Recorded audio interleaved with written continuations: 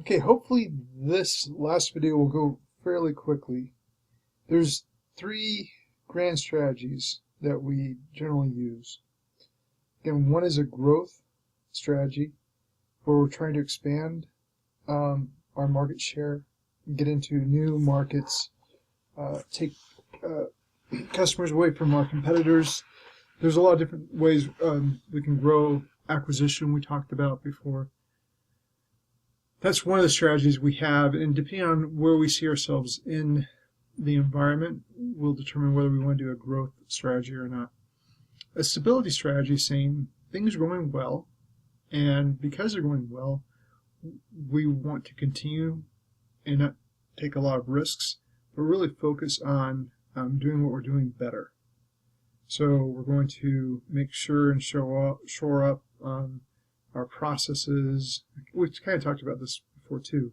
Just we want to keep in a very efficient, effective mode.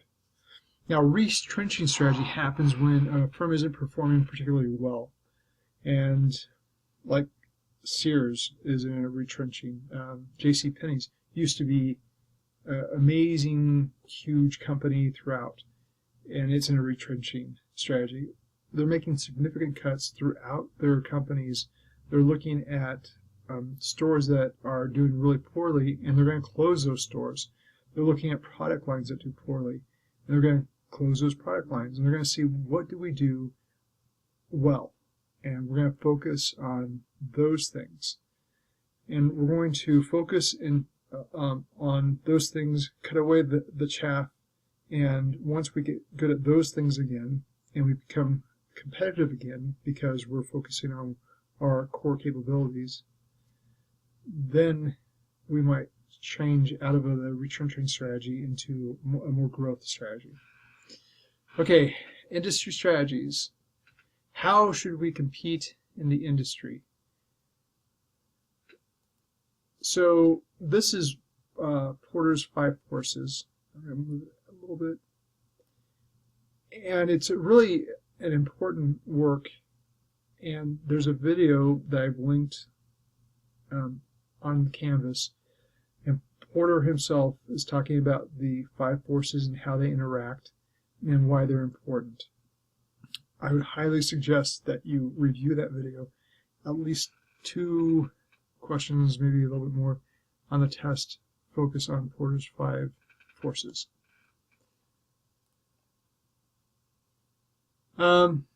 Positioning strategies. Sometimes we'll look at the market or a particular thing that we're selling, and we're saying, how do we want to sell this?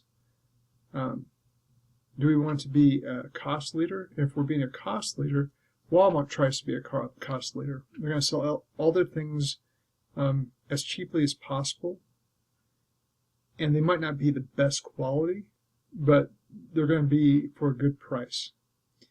A differentiator would be someone like Trader Joe's or Sprouts.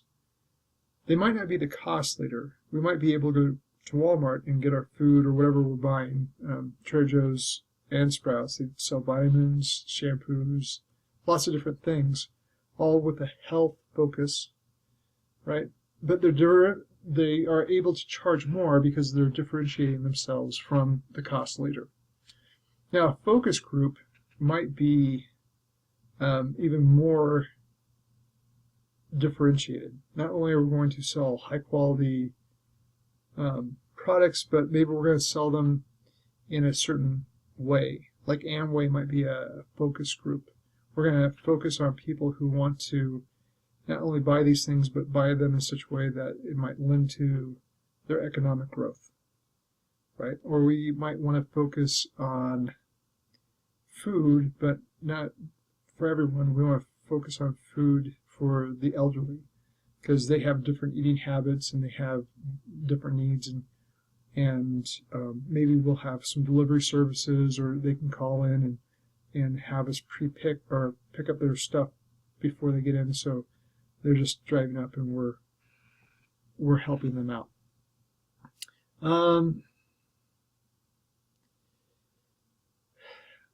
The rest of the chapter talks about some adaptive strategies and strategies about how we actually interact with our main competitors. I'm not saying these aren't important, but I don't think they're as complicated maybe as some of the other things that we've talked about. So I'll leave that to you, and we're going to end here.